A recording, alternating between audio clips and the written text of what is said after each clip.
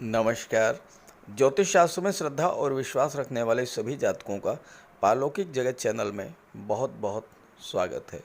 आज के इस वीडियो में हम बात करेंगे सिंह राशि के जातकों के लिए अगस्त 2022 का महीना किन किन खुशियों की सौगात लेकर आ रहा है, जीवन के किन क्षेत्रों में बड़ी सफलता देखने को मिल सकती है और किन क्षेत्रों में विशेष सावधानी रखनी होगी, कैसा रहेगा आपका आर्थिक जीवन, पारिवारिक जीवन, पद प्रतिष्ठा, मान सम्मान, विवाह और संतान के योग, विदेश यात्राओं के योग, व्यापार व्यवसाय और नौकरी की दृष्टि से ये महीना कैसा रहेगा, छात्रों के लिए जॉब, करियर और प्रोफेशन की दृष्टि से और साथ ही धार्मिक और आध्यात्मिक जीवन की दृष्टि से कैसा रहेगा ये महीना, इसी का विश्लेषण करेंगे इस वीडियो में।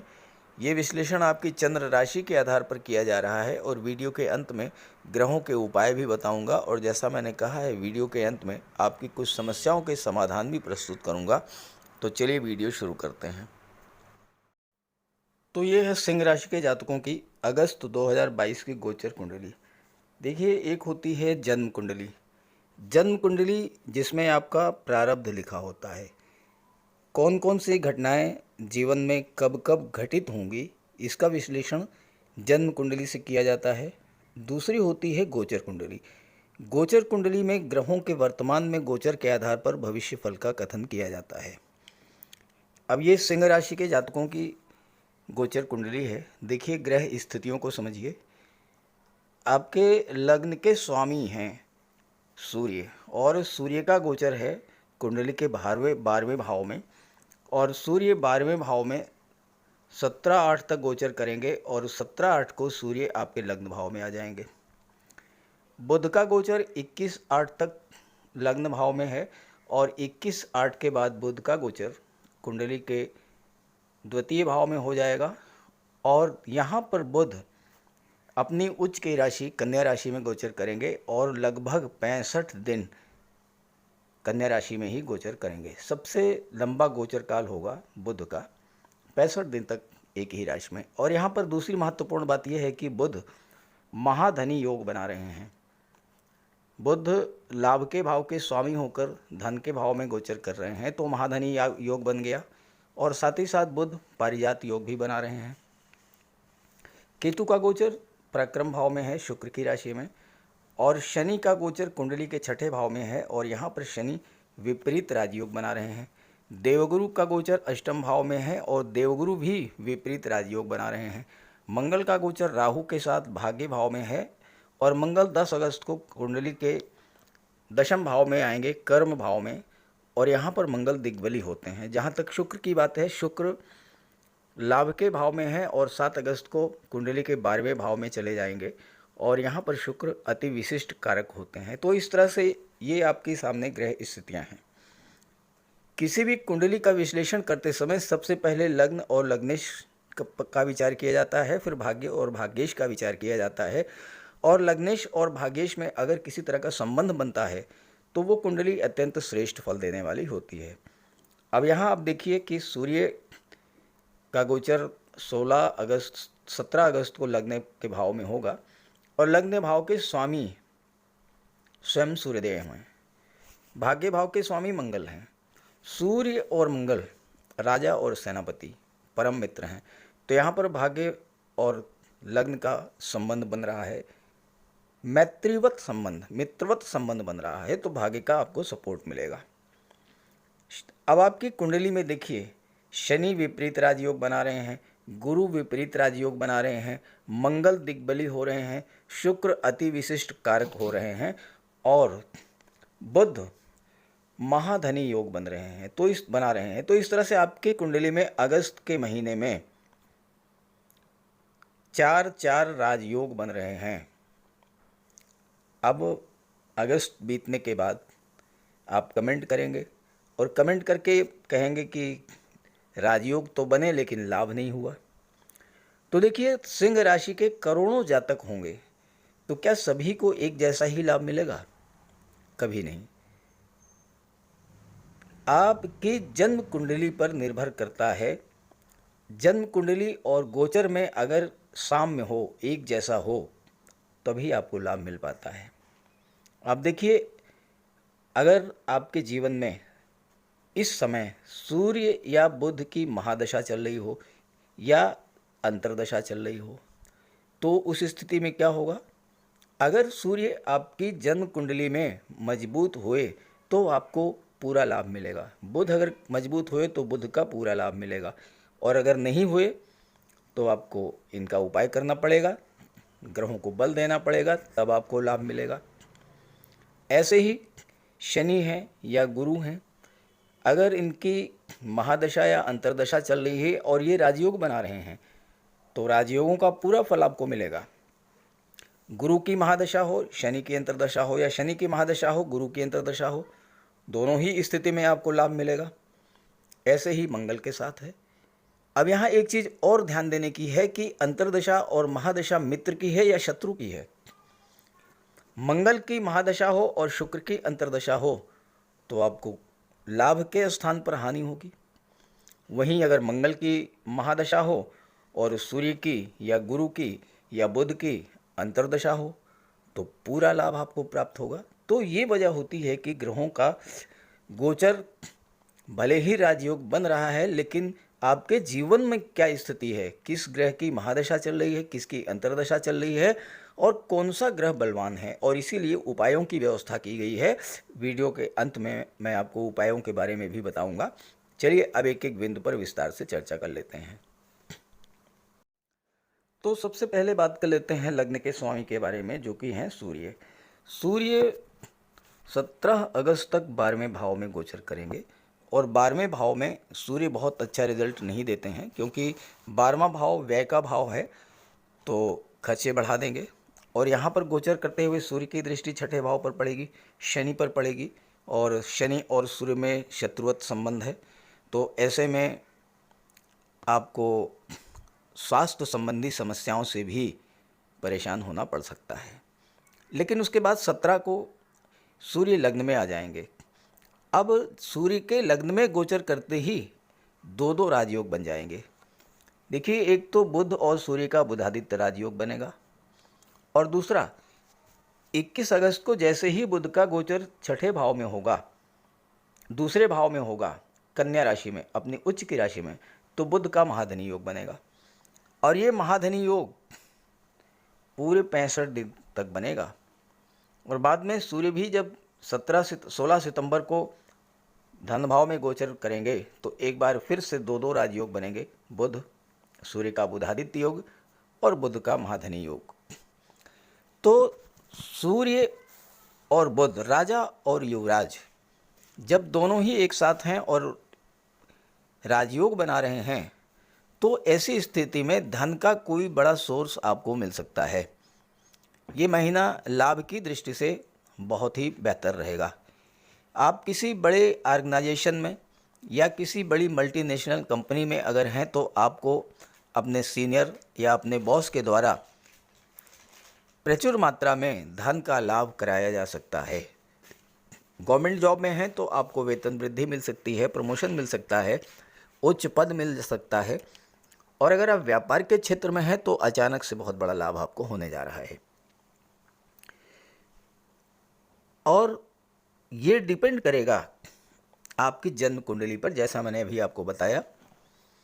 अगर बुध या सूर्य आपकी कुंडली में अच्छी स्थिति में हैं तो आपको आईटी सेक्टर में, कंप्यूटर के क्षेत्र में, कम्युनिकेशन के क्षेत्र में, शेयर मार्केट के क्षेत्र में, मैनेजमेंट के क्षेत्र में, कला और साहित्य के क्षेत्र में बहुत अच्छा रिजल्ट देखने को मिलेगा।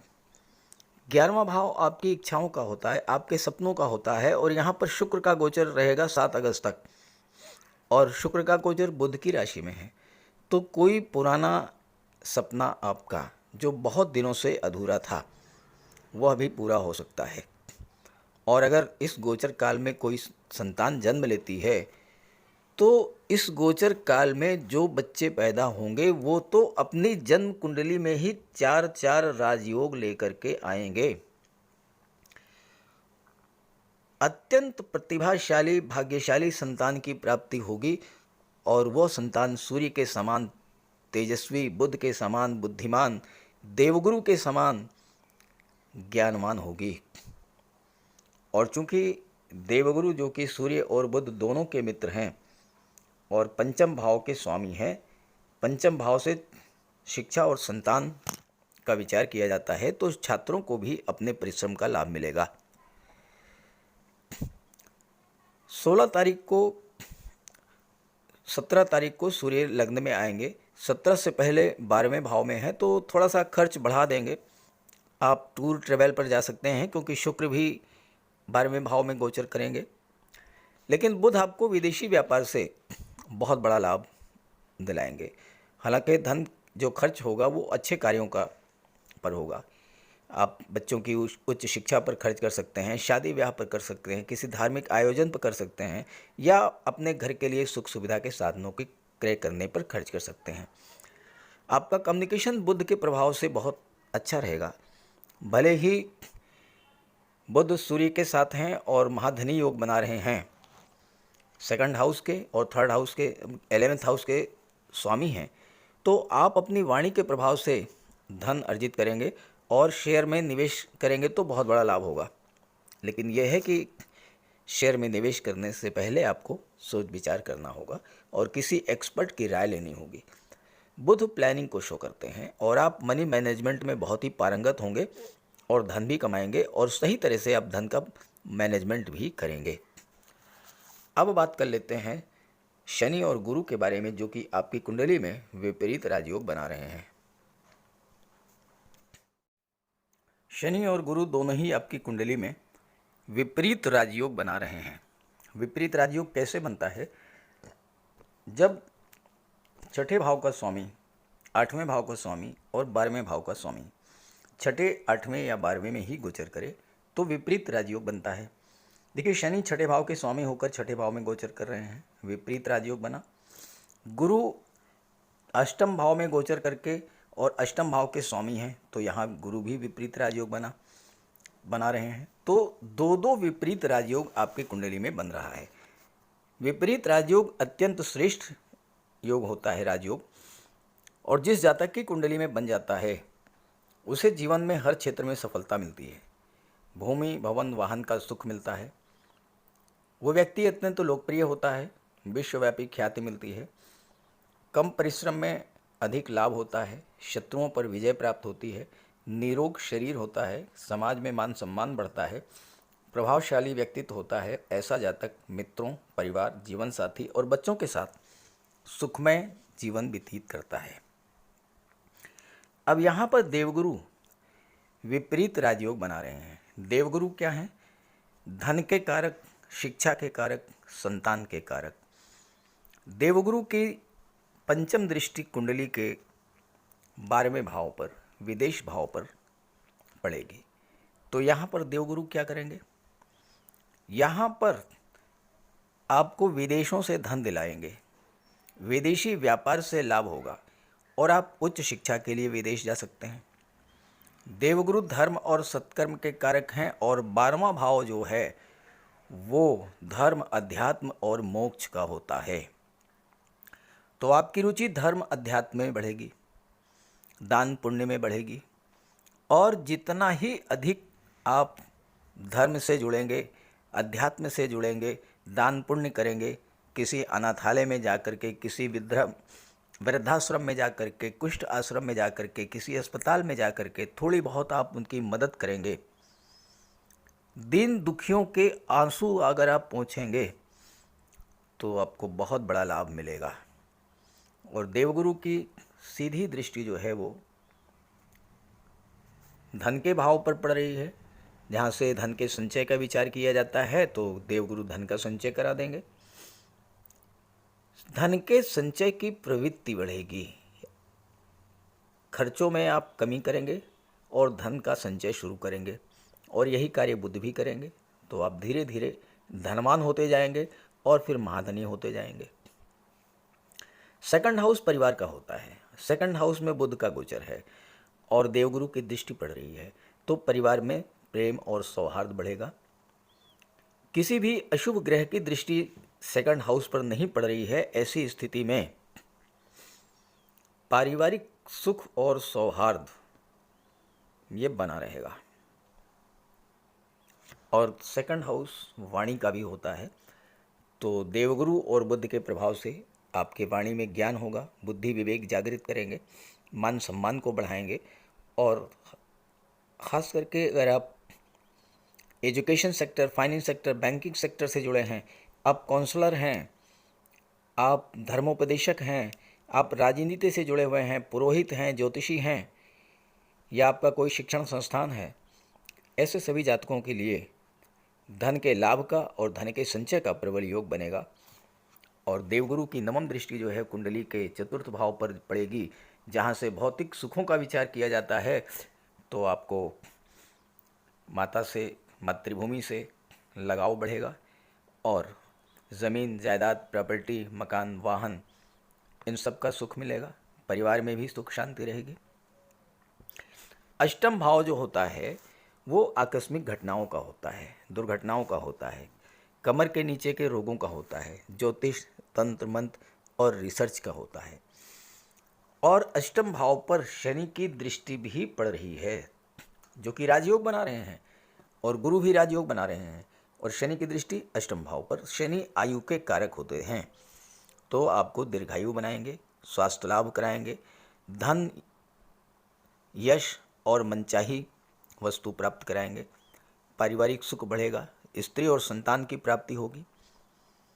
चूंकि अष्टम भाव आकस्मिक घटनाओं का होता है, अचानक से धन की प्राप्ति होगी, गुप्त धन प्राप्त होगा, लॉटरी शेयर से प्राप्त होगा धन, सरकारी पैसा जो रुका हुआ है वो मिलेगा, किसी को आपने उधार दिया है वो पैसा मिल सकता है, इंश्योरेंस के क्षेत्र से पैसा मिल सकता है, ज्योतिष, तंत्र मंत्र में आपकी रुचि बढ़ेगी और इन क्षेत्रों में आप धन भी अर्जित करेंगे और मान सम्मान भी बढ़ेगा।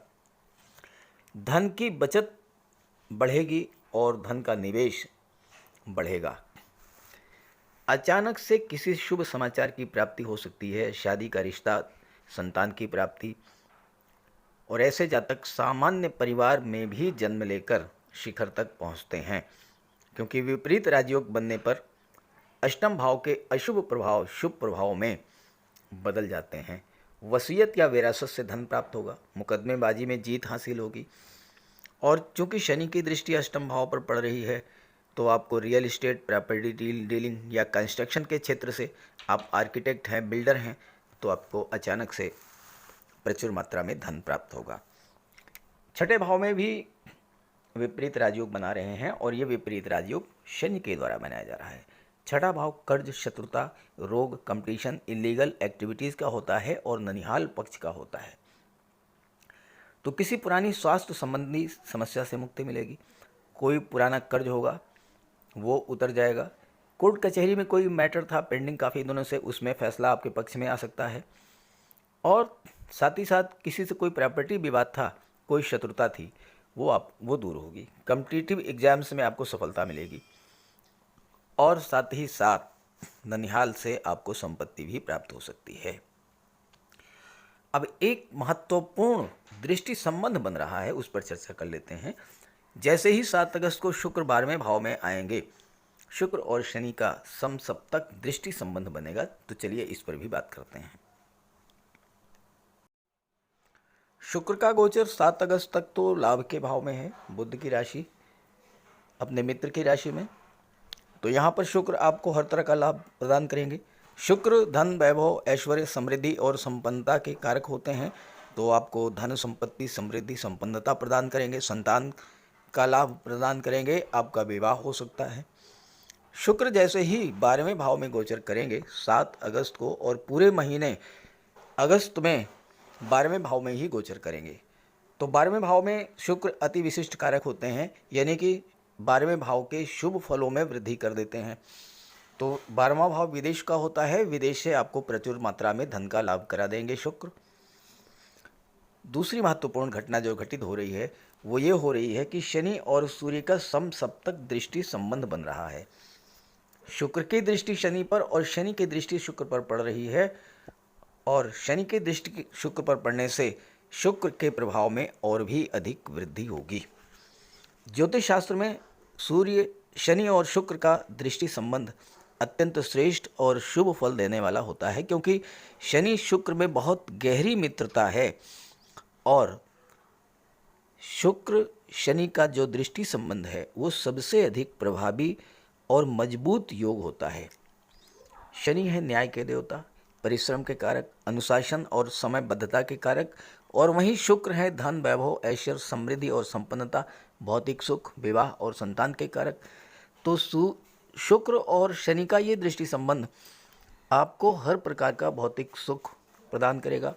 उत्तम कोटि का विवाह हो सकता है, खूबसूरत और धनवान जीवन साथी प्राप्त हो सकता है, संतान का सुख मिल सकता है, शानदार मकान, शानदार वाहन, नौकर चाकर संबंधी हर तरह का सुख इस दृष्टि संबंध से प्राप्त होगा। ऐसे जातक जिनकी जन्म कुंडली में ये दृष्टि संबंध बना है उन्हें तो जीवन भर धन की कमी नहीं होती है। और चूंकि ये गोचर में बन रहा है तो अगस्त के महीने में इसका आपको पूरा लाभ मिलेगा। और इस युति के बनने पर जो संतान जन्म लेगी वो तो अपने जन्म के साथ ही सौभाग्य और लक्ष्मी को लेकर के आएगी। शुक्र कला और सौंदर्य के कारक होते हैं और शनि की दृष्टि पड़ने से ऐसे जातकों में परिश्रम करने की क्षमता बढ़ जाती है और कला के क्षेत्र में पूर्ण समर्पण के साथ कार्य करते हैं और ये अपनी कला की साधना में इस कदर डूब जाते हैं कि इन्हें अपने खाने पीने का भी होश नहीं रहता। परिणाम ये होता है कि अत्यंत उच्च कोटि की रचना ये प्रस्तुत करते हैं जो संपूर्ण विश्व को मोह लेती है। शुक्र व्यक्ति को अत्यंत लोकप्रिय बना देते हैं, सेलिब्रिटी बनाते हैं। और आपने देखा होगा कि बड़े बड़े संगीतकार, नर्तक, गायक, वादक, लेखक, कवि, मूर्तिकार, चित्रकार, शिल्पकार किस तरह से लोगों के दिलों पर राज करते हैं और असीम लोकप्रियता और धन प्राप्त करते हैं। अगर आपकी जन्म कुंडली में शनि या शुक्र बलवान स्थिति में है या इनकी महादशा अंतर्दशा चल रही है तो आप फिल्म जगत, टीवी सीरियल या कला के अन्य माध्यमों से अपार धन प्राप्त करेंगे। और एक महत्वपूर्ण और योग बन रहा है और वो ये है ग्रह मालिका योग। देखिए, शनि को छोड़कर बाकी सभी ग्रह एक माला के रूप में गुथे हुए हैं। अष्टम भाव से शुरू कीजिए और तीसरे भाव तक जाइए। गुरु, मंगल, राहु, मंगल, शुक्र, सूर्य, बुध, केतु सभी एक माला के रूप में गुथे हुए हैं। और जब ग्रह किसी माला के रूप में गुथे होते हैं तो एक दूसरे को बल प्रदान करते हैं। अब अगर इनमें से कोई भी एक या दो ग्रह आपकी कुंडली में बलवान हुआ, चाहे गुरु, चाहे मंगल, चाहे शुक्र, चाहे सूर्य, चाहे बुध, चाहे केतु या फिर राहु, और इनमें से किसी की महादशा या अंतर्दशा चल रही हो, निश्चित रूप से चल रही होगी किसी ना किसी की, तो आपको पूरा का पूरा लाभ मिलेगा सभी ग्रहों का, क्योंकि इस स्थिति में ग्रह मालिका योग के बनने पर हर ग्रह एक दूसरे को सपोर्ट करता है। अब बात करेंगे मंगल के बारे में, राहु के बारे में और केतु के बारे में।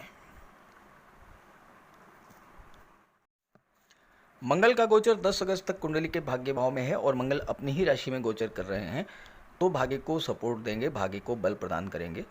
और इसके बाद मंगल 10 अगस्त को कुंडली के दशम भाव में गोचर करेंगे, जहां पर मंगल दिग्बली होते हैं। मंगल की सीधी दृष्टि कुंडली के तीसरे भाव पर पड़ेगी, केतु पर, और केतु मंगल के जैसा ही व्यवहार करते हैं। तीसरा भाव पराक्रम का होता है, शौर्य का होता है, और मंगल आपके साहस, पराक्रम, शौर्य और कार्य करने की असीम ऊर्जा प्रदान करेंगे। तीसरा भाव भाई बहनों का, पराक्रम का होता है, छोटी यात्राओं का होता है, कम्युनिकेशन स्किल का होता है, बाहुबल का होता है। तीसरे भाव के स्वामी हैं शुक्र, और शुक्र जैसा ही प्रभाव केतु प्रदान करेंगे। तो कला के क्षेत्र में आपकी रुचि को बढ़ा देंगे, आप अपने कार्यों में परफेक्शन लाने का प्रयास करेंगे। हालांकि ऐसे जातक जिनकी कुंडली के तीसरे भाव में केतु का गोचर हो, वो मुंह से ज़्यादा नहीं बोलते हैं, बिल्कुल खामोशी से अपना कार्य करते हैं, दूसरों की बातों को सुनते हैं, और इसका उन्हें बहुत बड़ा लाभ भी मिलता है। थर्ड हाउस में केतु आपको मनी मैनेजमेंट में बहुत पारंगत बना देंगे। पैसे को कैसे और कहाँ खर्च करना है ये आप पहले बहुत सोचेंगे, तब पैसा खर्च करेंगे, और परिणाम ये होता है कि पैसा सही कार्यों पर खर्चा होता है और उसका लाभ मिलता है। और साथ ही चूंकि आप पैसा बचाने में चतुर होंगे तो धनवान बनते हैं। ऐसे जातक अपने धन का सदुपयोग, मनी मैनेजमेंट तो करते ही हैं। बड़ी बड़ी कंपनीज़ में मनी मैनेजर का कार्य भी देखते हैं। शेयर मार्केट में ये लोग बहुत अधिक सफल होते हैं क्योंकि जानते हैं कि कब और कहाँ पैसा लगाने से ज़्यादा लाभ होता है, और दूसरों की हेल्प भी करते हैं, दूसरों की समस्या दूर करते हैं। हेल्पिंग नेचर होता है भाई बहनों से, और ससुराल संबंध पक्ष से भी संबंध बहुत अच्छे होते हैं। मंगल का गोचर दशम भाव में होगा, जहाँ से आपके जॉब, कैरियर और प्रोफेशन का विचार किया जाता है, और यहाँ पर मंगल दिग्बली होते हैं। तो दिग्बली मंगल के प्रभाव से अगर आप सैन्य क्षेत्र में हैं, आर्मी, एयरफोर्स, नेवी, मिलिट्री, या आप पुलिस विभाग में हैं, या आप मेडिकल और सर्जरी के क्षेत्र में हैं, या फिर आप गेम्स और स्पोर्ट्स के क्षेत्र में हैं, आप टेक्निकल फील्ड में हैं, आप इंजीनियरिंग के फील्ड में हैं, तो ऐसी स्थिति में मंगल आपको कार्य क्षेत्र में बहुत बड़ा लाभ देंगे, क्योंकि मंगल के प्रभाव से आपके अंदर कार्य करने की असीम ऊर्जा होगी। बड़ा से बड़ा कार्य जो कोई दूसरा नहीं कर सकता है वह आप कर ले जाएंगे। तो इस तरह से सिंह राशि के जातकों के लिए अगस्त 2022 में ग्रह स्थितियां बहुत ही श्रेष्ठ हैं और बहुत बड़ा लाभ आपको मिलने जा रहा है। बशर्ते ये है कि आपकी कुंडली में ग्रह बलवान स्थिति में है। तो अगर कोई ग्रह कमज़ोर है तो उसका उपाय कर लें। तो चलिए बात करते हैं उपायों पर, और फिर बात करेंगे आपकी समस्याओं पर। अगर आपके जन्म कुंडली में कोई भी ग्रह कमज़ोर स्थिति में है या अशुभ प्रभाव में है तो आप उसका उपाय कर लें। सूर्यदेव का उपाय करने के लिए आप सूर्यदेव की आराधना करें, भगवान भुवन भास्कर को अर्घ्य दें। रविवार के दिन तांबे के लोटे में जल, अक्षत, लाल पुष्प, रोली, चंदन ये डाल करके सूर्यदेव को अर्घ्य दें। गायत्री मंत्र का पाठ करें, आदित्य हृदय स्तोत्र का पाठ करें, और अपने पिता की सेवा करें, उनका आशीर्वाद प्राप्त करें। रविवार के दिन एक तांबे का छल्ला या तांबे की अंगूठी ये धारण करें। शनि, राहु और मंगल, इनका सबसे बढ़िया उपाय है, सर्वश्रेष्ठ उपाय है, बजरंग बली की उपासना करें, हनुमान चालीसा का पाठ करें, बजरंग बाण का पाठ करें। मंगलवार के दिन बजरंग बली के चरणों में बैठें, अपनी समस्या उनसे कहें। ध्यान रखें कि जो भी उपाय करें, जब भी आप उपाय करें तो उस समय आपके मन से सांसारिकता, भौतिकता ये सब बिल्कुल दूर होनी चाहिए। केवल आप हों और आपके आराध्य देव हों। मन से आपको उपासना करनी है। शनिदेव के लिए शनिवार के दिन पीपल के वृक्ष के नीचे सरसों के तेल का एक दीपक जला दें। शनिवार के दिन सरसों के तेल का दान करें, और दीन, दुखी, लाचार, असहाय, दिव्यांग व्यक्तियों की आप जितनी मदद कर सकते हों उतनी मदद करें। साथ ही साथ छल, कपट, लालच, बेईमानी, झूठ, अहंकार, इन सब से दूर रहें। मंगल के लिए और शुक्र के लिए एक चांदी का छल्ला और एक चांदी की चेन धारण करें। शुक्र के लिए माता लक्ष्मी की आराधना करें, और शुक्रवार के दिन श्वेत रंग के वस्त्र धारण करें। कन्याओं को भोजन कराएं, खीर, मिष्ठान का, और स्वयं भी श्वेत रंग के पदार्थों का ही भोजन करें। साथ ही साथ शुक्रवार के दिन श्वेत रंग के पदार्थों का दान भी करें। श्वेत वस्त्र, चावल, चीनी, इन चीज़ों का दान करने से माता लक्ष्मी प्रसन्न होती हैं। और घर को साफ सुथरा रखें, घर से कबाड़ को बिल्कुल हटा दें। बुध के लिए भगवान श्री गणेश की उपासना करें, गाय की सेवा करें, और किन्नर को दान दें। किसी शुभ कार्य के लिए अगर आप बाहर जा रहे हैं तो आप अपने घर में कोई कन्या होगी, बेटी, बहन, भतीजी, कुछ उपहार, कुछ पैसे, मिठाई, खिलौने कुछ भी दे कर के जाएं। रास्ते में गाय मिले तो उसे गुड़ खिला दें, किन्नर मिले तो उसे 10-20 रुपए दे दें, आपका कार्य सिद्ध होगा। और इसके अलावा राहु और केतु, राहु के लिए मोर पंख का प्रयोग करें। घर के main door, bedroom, drawing room, इन सब जगह पर मोर पंख लगा दें। तकिए के नीचे एक मोर पंख रखें। एक सुरमे की डिबिया और एक चांदी की छोटी सी गोली हमेशा अपने पर्स में या अपनी जेब में रखें। केतु के लिए कौवे, काले कुत्ते, काली गाय, इनकी सेवा करें, इनको भोजन दें। देवगुरु बृहस्पति के लिए माता पिता, गुरु और वृद्धजनों का सम्मान करें। घर में केले का एक वृक्ष लगा लें, उसकी सेवा करें, भले ही गमले में लगा लें। हो सके तो गुरुवार का व्रत रखें। चंद्रमा के लिए भगवान भोले शंकर की उपासना करें।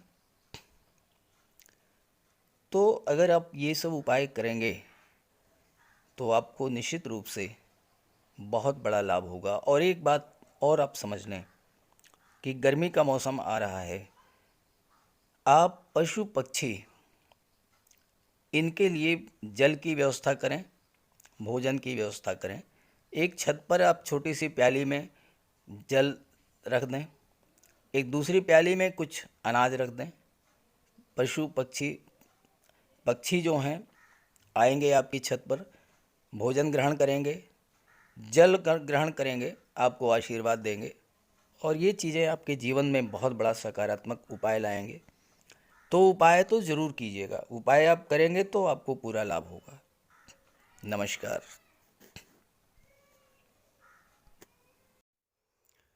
एक बहुत ही अच्छा प्रश्न प्राप्त हुआ है। मंगल का बोध दशा और अंतर्दशा चलने से क्या होगा? अगर आपके जीवन में मंगल की महादशा चल रही हो और मंगल की अंतर्दशा चल रही हो तो क्या होगा? बहुत अच्छा प्रश्न पूछा है। देखिए, मंगल की महादशा में अंतर्दशा जो मंगल की होती है वो 4 महीने 27 दिन की होती है। मंगल की महादशा में मंगल की अंतर्दशा 4 महीने 27 दिन की होती है। अब अगर मंगल का गोचर उच्च राशि में है या स्वराशि में है और मंगल पर शुभ ग्रहों की दृष्टि पड़ रही हो, मंगल का गोचर केंद्र के भाव में है या शुभ भाव में गोचर है, केंद्र में है या त्रिकोण के भाव में है, तो आपको शुभ फलों की प्राप्ति होगी। काम में मन लगेगा, कार्य करने की असीम ऊर्जा होगी आपके पास, अदम्य साहस के धनी होंगे आप, नेतृत्व क्षमता बढ़ेगी और प्रचुर मात्रा में धन की प्राप्ति होगी। और मंगल की अंतर्दशा के दौरान आप भूमि, भवन, वाहन का सुख भी प्राप्त कर सकते हैं, ज़मीन खरीद सकते हैं, मकान बनवा सकते हैं। लेकिन अगर मंगल अशुभ भाव में है या नीच की स्थिति में है या शत्रु राशि में है तो फिर अशुभ फल मिलेगा। क्रोध बढ़ा देंगे, बेवजह की शत्रुता बढ़ेगी, लड़ाई झगड़े बढ़ेंगे, चोट चपेट की आशंका रहेगी, दुर्घटनाओं का भय रहेगा। तो इसके लिए फिर आप मंगल का उपाय करते रहें, हनुमान जी की शरण में जाएं, उनकी उपासना करें, हनुमान चालीसा का पाठ करें, इन सब से आपको लाभ होगा। चलिए अब बात कर लेते हैं आपके प्रश्नों पर।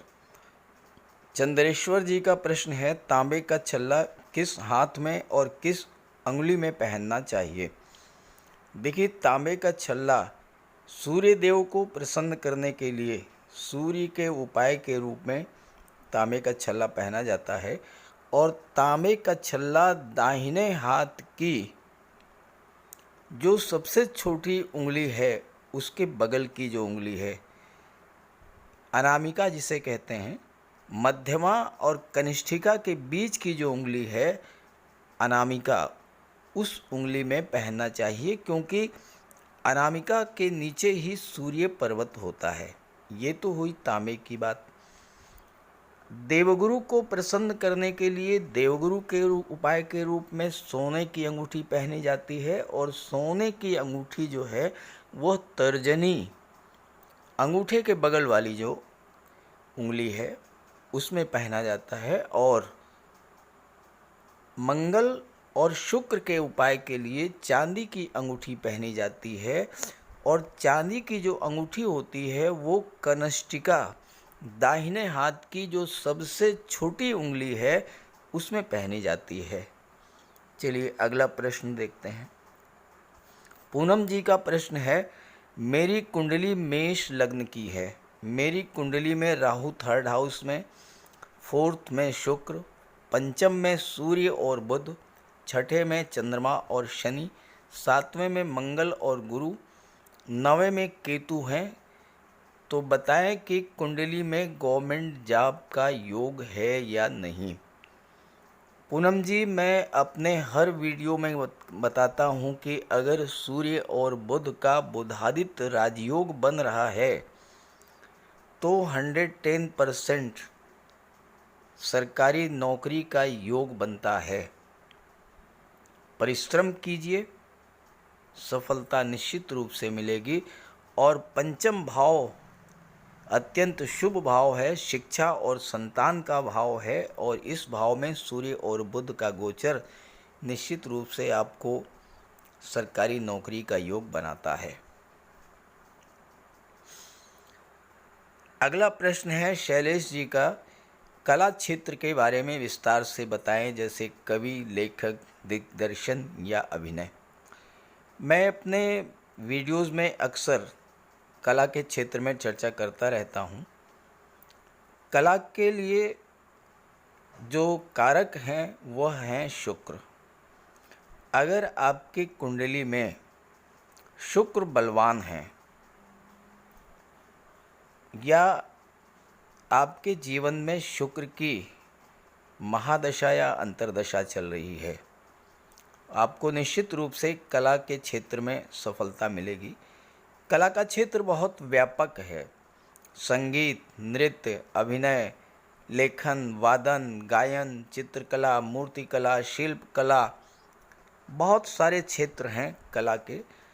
लेकिन अगर आपकी कुंडली ऐसी है जिसमें शुक्र बलवान स्थिति में हो, और अगर शुक्र आपके लग्न भाव में गोचर कर रहे हों, या शुक्र आपकी कुंडली में 12वें भाव में गोचर कर रहे हों या तीसरे भाव में गोचर कर रहे हों, और कहीं ना कहीं से उन पर शनि की दृष्टि पड़ रही हो, तो कला के क्षेत्र में आपको सफल होने से कोई नहीं रोक सकता है।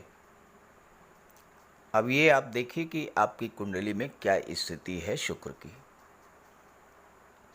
शेखर जी का प्रश्न है, गुरुजी नमस्कार, आप गज केसरी राजयोग के बारे में बता रहे हैं। मेरी कुंडली में चौथा चंद्र एवं 10वें गुरु हैं। एक प्राइवेट जॉब कर रहा हूं, 58 साल मेरी उम्र है। माफ़ी के साथ बताना चाहूं कि आज तक ऐसा कुछ नहीं हुआ है। देखिए, आप गज केसरी राजयोग का मेरा वीडियो एक बार फिर से देखिए, उसमें कुछ शर्तें भी हैं।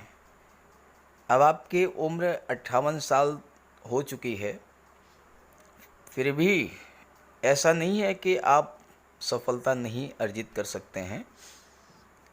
देवगुरु का उपाय कीजिए, चंद्रमा का उपाय कीजिए, और सबसे महत्वपूर्ण बात यह है कि आपको गज केसरी राजयोग का लाभ क्यों नहीं मिल रहा है। तो आपकी कुंडली में देखिए, अपनी जन्म कुंडली को, देवगुरु पर किसी अशुभ ग्रह की दृष्टि तो नहीं पड़ रही है, देवगुरु कमज़ोर तो नहीं है, देवगुरु पीड़ित तो नहीं है। अगर देवगुरु, ये वैसे गज केसरी राजयोग शुक्र से भी बनता है, बुध से भी बनता है। अब ये आपकी कुंडली में क्या स्थिति है, इस पर निर्भर करेगा कि आपको लाभ मिलेगा या नहीं मिलेगा।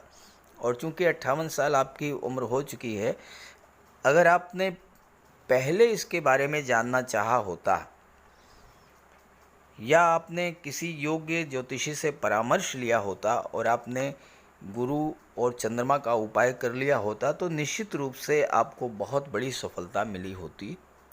अभी आप कर सकते हैं।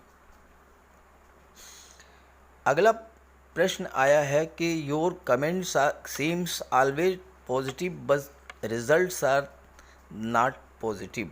For Makar Rashi it seems it is always struggle since birth, luck never favors. देखिए, ऐसा है कि मैं अपने हर वीडियो में कहता हूँ कि ग्रहों का लाभ, चाहे वो राजयोग बने चाहे ग्रह दिग्बली हों, लाभ आपको तभी मिलेगा जब आपकी जन्म कुंडली में वो ग्रह बलवान स्थिति में हैं। और इसीलिए ग्रहों के उपाय की व्यवस्था की गई है। अगर आपकी जन्म कुंडली में शनिदेव बलवान होंगे, संघर्ष जरूर कराएंगे। मकर राशि के जातकों को संघर्ष करना पड़ता है और इस समय तो 7.5 चल रही है, लेकिन आप यह भी समझ लें कि शनिदेव जब आपको लाभ देने पर आएंगे तो इतना कुछ प्रदान करेंगे कि आप कल्पना नहीं कर सकते हैं। 7.5 की अवस्था में मैंने बहुत से लोगों को देखा है कि उन्होंने 7.5 वर्षों में जितना प्राप्त कर लिया, जितना अर्जित कर लिया, शायद वो पूरे जीवन भर नहीं प्राप्त कर पाए होंगे। बस ये है कि आपकी कुंडली क्या कहती है, जन्म कुंडली में शनिदेव की क्या स्थिति है, और साथ ही साथ शनिदेव का आप उपाय ज़रूर करते रहें। उपाय करेंगे निश्चित रूप से आपको लाभ मिलेगा। उपायों पर मैं हर वीडियो में चर्चा करता रहता हूँ, तो उसको आप देखते रहिए। नमस्कार।